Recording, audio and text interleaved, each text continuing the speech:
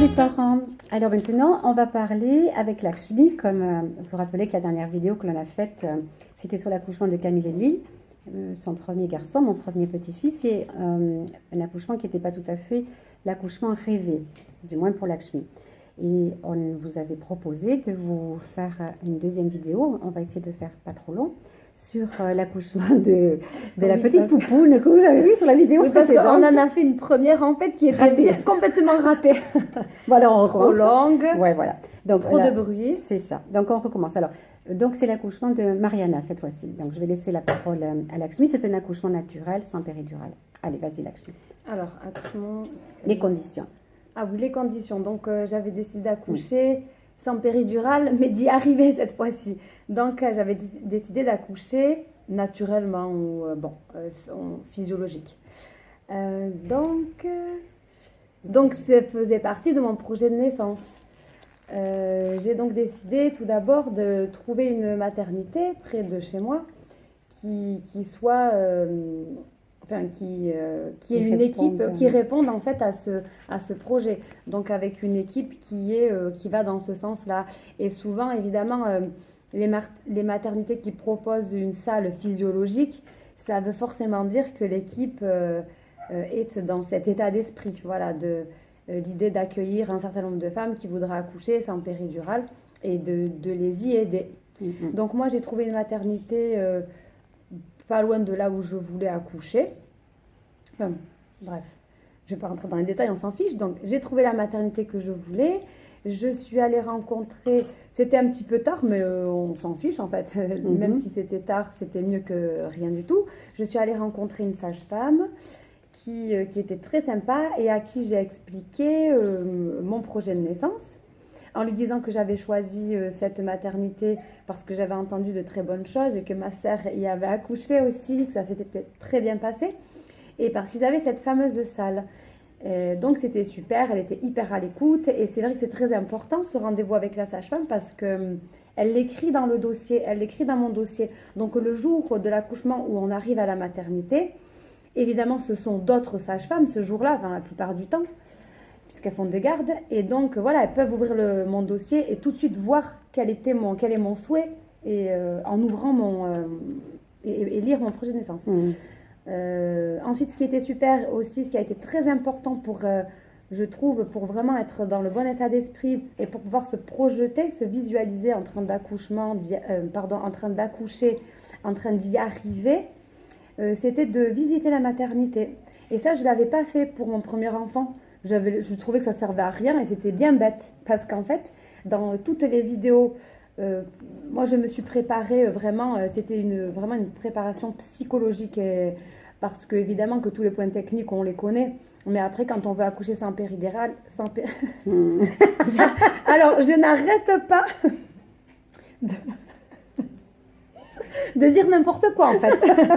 C'est le stress. C'est le stress. Parce que oui, quand on veut accoucher sans péridurale, moi, je pense que le plus important, c'est la préparation psychologique. Donc, j'avais vu, comme vous êtes en train de faire, j'ai regardé énormément de vidéos et à l'époque, il y en avait encore moins qu'aujourd'hui.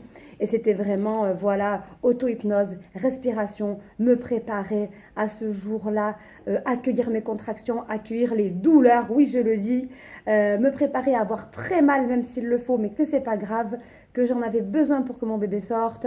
Et puis, avec la respiration, l'auto-hypnose, me mettre dans une sorte de concentration très très profonde pour réussir à accepter tout ça et complètement me couper de mon intellect. Ça, c'est vraiment ce que j'ai retenu. Complètement me couper de l'intellect, parce que si on commence à intellectualiser la douleur, évidemment, on réfléchit trop et on commence à se dire que c'est insupportable, qu'on n'y arrivera pas. Donc non, être dans les sensations de son corps et tout ça. Et donc, dans les vidéos que j'avais vues, on disait souvent que c'était bien d'aller visiter la maternité. Et oui, ça m'a beaucoup servi. Donc, j'ai visité la maternité. C'était hyper rassurant. Et quand je m'imaginais en train d'accoucher et de réussir sans la péridurale, je pouvais comme ça me projeter dans cette pièce que j'avais vue. Voilà. Qu'est-ce que je dois dire d'autre? Voilà, ça c'est bien. Hein. C'est vraiment important, effectivement, parce qu'en fait, tu n'arrives pas en pays inconnu. Oui. même si tu ne retrouves pas la sage-femme que tu avais vue lors de la visite, en gros, tu as compris quel serait l'état d'esprit, tu as compris que dans cette maternité-là, on accueille avec bonheur les femmes qui veulent accoucher autrement. Donc, tu savais que tu serais bien accueillie, c'est très important. Oui. Et puis le lieu, parce que les salles physiologiques dont parle Lakshmi, dans laquelle elle a accouché, n'ont rien à voir avec les salles d'accouchement classiques qui sont habituellement froides. Oui. Comment dire? Oui, là c'était une salle, en fait je pense que, oui, c'était une salle d'accouchement qui avait été transformée, Oui, oui, bien mais sûr. je me souviens qu'il y avait une petite fenêtre ou deux, comme c'était le soir en plus, ils avaient fermé tous les rideaux, je crois qu'il y avait une petite lampe, donc c'était une lumière tamisée. En fait, on appelle ces salles physiologiques, ce sont des salles de naissance. Oui. Voilà, c'est une salle de naissance, donc c'est ça. Il faut qu'il y ait une ambiance chaleureuse, accueillante, puisqu'on va accueillir son bébé, Douce, et douce, voilà, une ambiance feutrée, Ah etc. oui, rien à voir avec ce que je vous ai décrit dans la première vidéo, avec ce carrelage froid, cette lumière voilà. très forte. Non, voilà. C'est important. Ouais. Donc, quoi d'autre au début? Ah oui, donc alors le jour de l'accouchement, donc j'ai commencé le travail tôt le matin et je suis restée toute la journée à la maison. Donc j'ai réalisé vraiment ce que je voulais faire, rester un maximum à la maison avant de partir à la maternité. Donc j'ai fait ma vie, quoi. Je m'occupais des enfants, on a mangé, je bougeais beaucoup, puisqu'évidemment aussi l'une des choses que j'avais beaucoup entendues, c'était se mouvoir, quoi, enfin, bouger énormément le plus possible. Et c'est vrai que c'est la meilleure façon de gérer ces contractions. C'est on marche beaucoup et avec le bassin aussi, on se balance beaucoup. Donc j'ai été beaucoup sur le ballon en fait. Enfin la première moitié de la journée pas vraiment. Mais après au bout d'un moment on sent que les contractions évidemment, l'intensité augmente au fur et à mesure du temps. Et là j'ai passé du temps sur le ballon à partir de l'après-midi où en fait j'étais comme ça, voilà c'est des mouvements de bassin. Tu vas leur proposer une vidéo. Oui, je ne sais pas si on aura le temps de la faire ensemble. On va tous les essayer. deux. On verra. Ou bon je faisais rien d'exceptionnel, hein. C'était des mouvements comme ça circulaires avec le bassin. C'est instinctif, hein, vraiment. Je me mettais aussi beaucoup comme... Ah oui, non, Vas-y, faut pas que je fasse peut-être tomber. que... Je me mettais beaucoup aussi, moi, enfin personnellement, j'étais beaucoup comme ça. Voilà, ouais. Je sais pas si vous une voyez. excellente position. J'étais énormément comme ça. On va y arriver. Comme ça, là, je sais pas si vous voyez bien. Donc, en fait, et vous voyez mon bassin, voilà, je faisais énormément comme ça. Mais même des fois, je m'appuyais sur le lit qui était beaucoup plus bas et j'étais encore plus penchée et je bougeais beaucoup, beaucoup comme ça. C'est vrai. Voilà. Ouais. Ça me soulageait énormément. Oui, parce que ça permet à bébé de se déplacer, donc les points d'appui sont un peu différents et surtout ça crée des angles d'ouverture au niveau de ton bassin dans lequel le bébé va pouvoir s'engouffrer, puisque le but pour lui, c'est pour ça que c'est intéressant de surtout pas être allongé, mais être dans la mobilité comme tu l'as fait. Hein. Le but du bébé, c'est de descendre. Pour descendre, il faut qu'il profite de la pesanteur. Et pour profiter de la pesanteur, il faut être debout, il faut bouger, mobile. Et puis voilà, en fait, je pense que naturellement, on bouge, on balance énormément son bassin. Ça fait beaucoup de bien, enfin, ça soulage beaucoup. Les femmes, autrefois, nos grand-mères, tout ça, on s'en moque un peu à tort maintenant, nous disaient qu'elles étaient prises de frénésie, de ménage. Beaucoup de femmes, à l'heure actuelle encore, font le ménage dans la maison avant de partir à la maternité. Alors, symboliquement, c'est extrêmement important. Ça veut dire que tu es dans l'accueil total de ton bébé, puisque tu veux que la maison soit prête pour l'accueillir. Et en même temps, comme par hasard, tous les mouvements que l'on fait quand on fait le ménage, qu'on passe l'aspirateur, le balai, la serpillière, sont des mouvements d'avant en arrière, avec donc une jambe devant, l'autre arrière, donc des positions asymétriques, légèrement courbées, qui vont faire que le bébé s'engouffre plus facilement dans le bassin. Alors, je te laisse continuer. Voilà, donc après, je me souviens, vers 6 heures du soir, là, ça commençait à vraiment s'intensifier. Excuse-moi, je te coupe juste pour te dire, pour rappeler aux mamans, c'est un deuxième bébé, l'accouchement était rapide, or... tu es quand même resté au moins 5-6 heures à la maison, voire plus, avant de partir. Ah non, mais je suis restée toute la journée. Voilà, donc en fait, quand on parle de... mais je suis restée quasiment 12 heures. Enfin, à partir du moment où j'ai senti que j'allais être en travail, tôt le matin, je suis partie 12 heures après. Hein. Voilà, parce que quand les copines nous disent « Ah, c'était horrible, j'ai eu un accouchement qui a duré 24 heures », pour certaines, c'est une réalité. C'est toujours une réalité, mais en fait, il faut savoir que les contractions vraiment efficaces ne démarrent pas à 7 heures du matin. Là, donc, justement, de la journée. Pour rassurer les mamans, après peut-être parce que c'était un deuxième, c'est vrai qu'en fait, les contractions ont commencé à vraiment être fortes. En vérité, ça a commencé qu'à 6 heures peut-être. Hein. C'était complètement... C'est ça. Jusqu'à 6 heures, en fait pendant 12 heures c'était hyper tranquille et tout ça. Donc là j'ai commencé à sentir que c'était quand même, ça commençait à être un peu fort. et que donc peut-être on devrait partir à la... Moi, j'ai dû chronométrer aussi, Oui, peut-être, bien sûr. évidemment, le temps entre les contractions. Donc là, j'ai la famille qui est venue chercher les enfants. Et le temps que mon mari descende, je me souviens, la petite valise dans la voiture et tout ça, c'est vrai qu'à partir de là, c'est allé un peu vite, puisque on est arrivé à la maternité à 7h et à 9h ou 9h30, le bébé était là. Donc on y est allé en voiture. Bon, c'était rigolo parce que je pouvais pas m'asseoir ni rien, hein. Enfin, je pouvais pas. Enfin, j'étais dans des positions très bizarres. Je me tenais au siège. Puis on est arrivé. Puis aussi, c'est rigolo maintenant avec le recul pour aller de la voiture jusqu'à la maternité, salle, la salle. Ben, c'est pareil en fait. Je m'arrêtais, je pense, toutes les 5 minutes pour respirer parce que là, ça commençait à être assez fort les contractions. Donc Donc elles voilà. devaient être plus rapprochées. Et elles certainement. étaient plus rapprochées, 2, beaucoup plus 3 minutes, intenses. Alors ouais. moi, je m'arrêtais, je respirais. Je pense que des gens devaient me regarder. Je me souviens de quelqu'un qui m'a dit « Ça va, madame ?» Et moi, je suis là « Oui, oui, oui, ça va. En fait, je suis en train d'accoucher, quoi. » Il faut juste que je me concentre sur ma respiration. On est arrivé dans la maternité. Là, la sage-femme qui était encore là, qui allait terminer son service, voulait savoir à combien, évidemment, de dilatation j'étais. Donc, elle m'a examinée. Je lui ai dit que là, sur le dos, ça allait être compliqué. Mais bon, malgré tout, je ne l'ai pas trop contrariée. J'ai dit, bon, d'accord, entre 2 contractions, vite fait. Elle a tout de suite vu que j'étais à environ 5 cm. Donc, j'étais hyper contente puisque mon but, c'était que le col soit déjà bien ouvert au moment où j'arriverai à la maternité. Donc, j'avais réussi ça déjà. Ensuite, pour le monitoring, c'est obligatoire. Mais ça, c'est vrai que quand on ne veut pas de péridurale, il faut un petit peu négocier. Mais quand même, elles acceptent. Il y a quand même un minimum syndical, on va dire, pour elles aussi, pour se couvrir. Elles mettent environ une vingtaine de minutes le monitoring pour être sûr que tout va bien. Mais par contre, on peut leur demander, voilà, moi, il était impossible que je m'allonge. C'était insupportable d'être allongée, ça faisait trop mal. Il fallait que je sois debout et que je bouge. Donc, elles sont obligées un petit peu de s'adapter, hein. Il faut un petit peu leur imposer, leur parler gentiment, mais il ne faut pas trop leur donner le choix, en fait. Donc, elle m'a mis le monitoring, je suis restée debout, je pouvais un peu bouger. Au bout d'un certain temps, on a quand même dû aller la chercher pour lui dire ça y est, là, ça fait une demi-heure, on va l'enlever. Et pendant tout ce temps, je me souviens, en fait, j'étais dans une salle où c'était complètement éteint. Il y avait juste la porte qui était un peu entrouverte. Donc, j'étais à moitié dans le noir. C'était trop bien. Ça, c'est vrai que c'était important. C'est idéal. Et c'est puis vraiment après, d'excellentes conditions. moi, j'ai demandé est-ce que la salle physio est libre. Heureusement, j'étais trop contente. Il n'y en avait qu'une et il n'y avait personne dedans. Donc, j'y suis allée. Il y avait des barreaux, un peu comme dans les salles de sport, où on peut s'accrocher pour allonger son dos. Paraît-il que ça fait du bien. Ouais. Pour moi, c'était... alors moi, j'arrive pas du tout. Je trouvais ça insupportable. Tous les exercices que vous allez faire quand vous vous entraînez avec votre mari, quand on s'accroche à son cou, pour un petit peu se détendre le dos, etc., ça dépend des femmes. Moi, mon mari, je voulais juste qu'il soit à côté de moi. J'avais aucune envie qu'il me touche, rien du tout. C'était insupportable. Je voulais... gérer mes contractions toute seule, enfin ça ne m'aidait pas. Oui, je voulais présent mais discret. Je voulais qu'il soit absolument là, c'était indispensable qu'il soit juste à côté, mais qu'il fasse rien, quoi.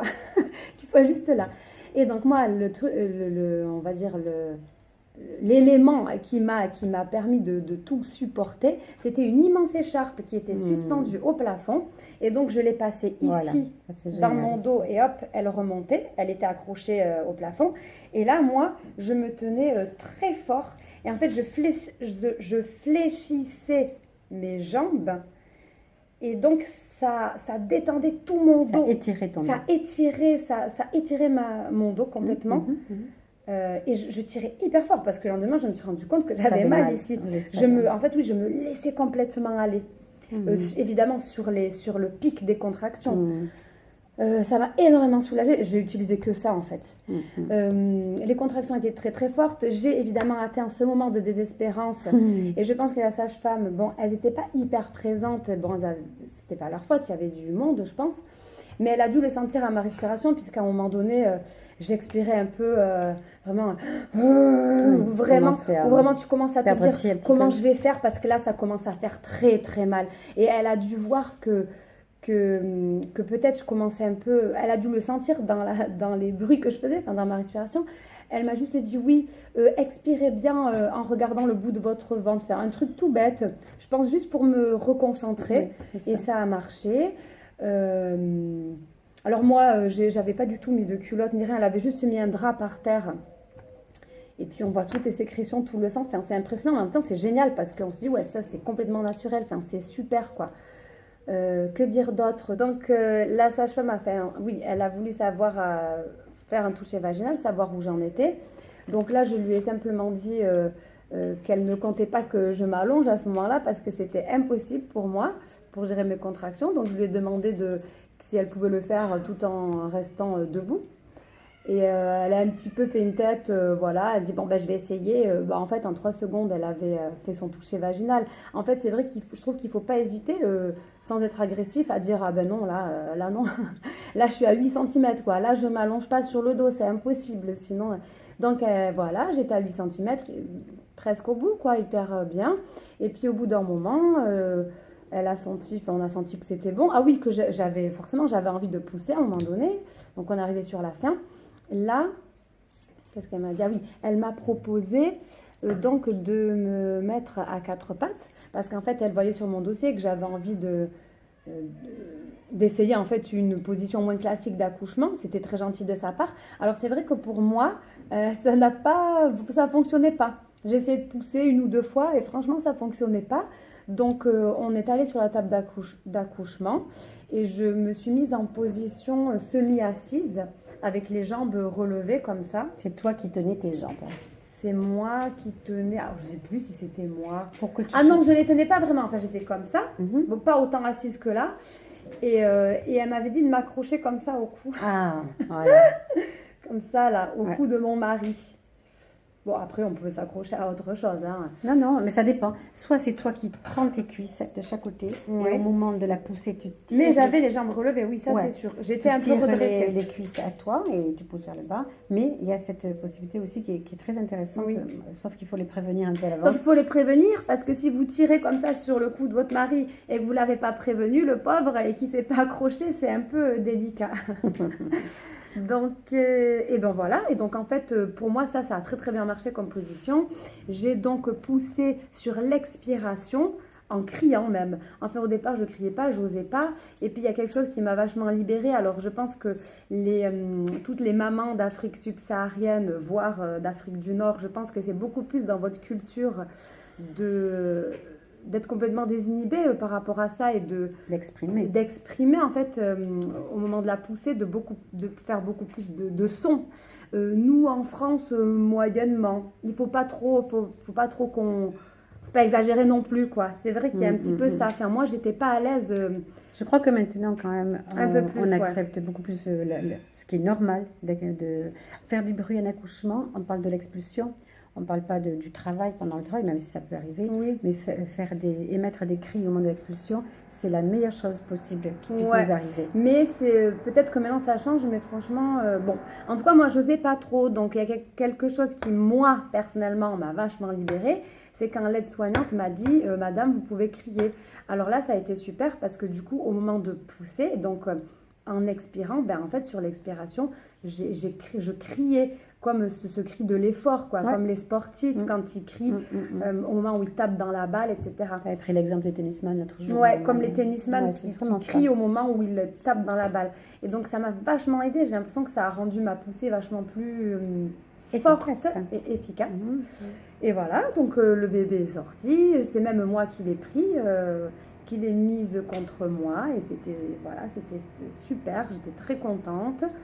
J'ai pas eu d'éraillure ni d'épisiotomie. Tout s'est très bien passé. Et ce qui est génial du fait de ne pas avoir de péridurale, c'est qu'on se remet très très vite. C'est-à-dire qu'après, on peut même aller dans sa chambre en marchant. Voilà. Donc, j'étais très heureuse. Ouais, c'est super. Et est-ce que tu te souviens pour le cordon? Est-ce qu'on a coupé tout de suite? Est-ce qu'on a proposé à Saïd de le couper? Est-ce qu'il avait dit qu'il voulait le faire lui? Non, on va prendre 1 ou 2 minutes. Je ne sais plus. Je pense qu'on lui a proposé à mon mari et qu'il a dû couper le cordon. Je pense qu'il propose toujours au papa. Donc, en fait, il n'a pas...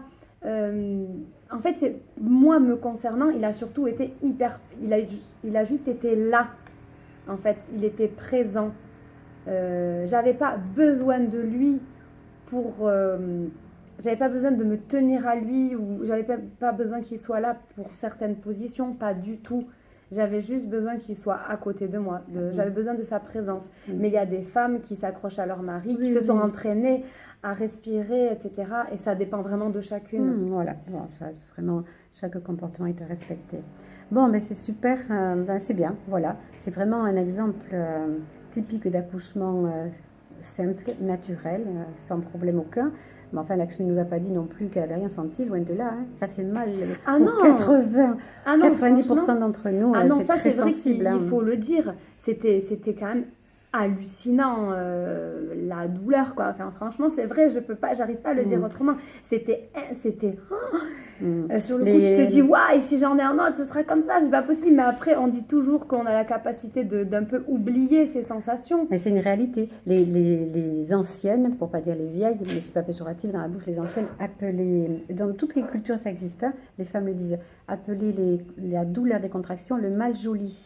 Oui. Voilà, parce qu'elles disent, et c'est juste, c'est vrai, nous deux, on a eu cette chance d'accoucher ça en péridurale. D'abord, on a un mal fou, voire une impossibilité à décrire la douleur. Elle est quasi indescriptible. Et elle est jolie parce qu'elle nous donne un résultat plus que joli au bout. Mais bien sûr que c'était... Et une fois qu'elle s'est terminée, c'est oublié, c'est comme si on n'avait pas eu mal. Et aussi, tu sais, le moment où le bébé passe dans le bassin, où c'est vraiment la fin, en fait, là aussi, pour moi, c'était vraiment incroyable. Enfin, moi, je trouve que c'était hyper fort. Enfin, je trouve que ça faisait... Je sais pas le dire autrement, je trouve que ça faisait hyper mal. Enfin, que c'était hyper fort, où on sent vraiment physiquement que c'est en train de s'écarter, quoi. C'était hallucinant. Ouais. Moi, j'ai pas la même expérience. Moi, je me souviens de la douleur des contractions, sans aucun doute, mais le moment de la poussée et donc le passage dans le bassin était un tel soulagement. D'accord. Mais je me souviens avoir cette sensation d'écartement. Mais j'ai jamais eu l'impression, mais c'est pas ce que tu as dit du tout, hein, mais certaines femmes ont hyper peur d'exploser. Ah oui, non, j'ai pas du tout eu cette sensation non plus, mais simplement je me disais, waouh, c'est chaud. Ça fait hyper mal. Et l'aide-soignante, elle m'a dit, oui, je sais que là, ça fait très très mal, mais là, dans quelques secondes, c'est terminé. Dans quelques secondes, la tête, elle est sortie. C'est juste des petits mots comme ça en plus qui... C'est tellement court. Parce que quand on parle d'expulsion, donc, une fois que bébé est en bas, l'expulsion, ça dure depuis... bébé est en haut du vagin, c'est de l'ordre d'une dizaine de centimètres. C'est comme s'il y avait 10 km à parcourir pour bébé, en fait. Hein. Donc, ça peut durer 15, 20 minutes jusqu'à 3 quarts d'heure, une expulsion. Mais la fin, quand la tête est là, sur le périnée, on dit ça, c'est-à-dire au niveau de la vulve, là, c'est de l'ordre des secondes. C'est-à-dire c'est entre 10 et 15 secondes à la sortie. Et c'est ça qui... La fin, là... Non, et puis de toute façon, quand on le vit, on n'a plus du tout le même rapport au temps. On n'a plus la notion du temps. On n'a plus du tout la notion du temps. Non. Bon, voilà, on va arrêter là. Bien sûr, on aurait beaucoup d'autres choses à vous dire, mais ça fait très long, je veux dire qu'on est à 20 minutes au total. Donc, on va arrêter là. Et puis, on verra si on a le temps de faire autre chose. Voilà, on vous souhaite une très bonne journée. Merci de nous avoir écoutés. N'oubliez pas de liker si vous êtes intéressé, pour les filles qui regarderont sur YouTube ou sur Facebook, de vous abonner. Et puis voilà. Et puis n'oubliez pas aussi, on va mettre le lien de toute façon, d'aller jeter un petit coup d'œil aux articles sur le blog. Voilà, on vous fait de gros bisous. On vous souhaite une très bonne journée à toutes les petites mamans. Au revoir. Et puis n'oubliez pas de nous poser des questions tant que Lakshmi est là. On va profiter qu'elle puisse nous répondre. En fait, tant que tu es là. Et tant qu'on est là. Ciao, à bientôt.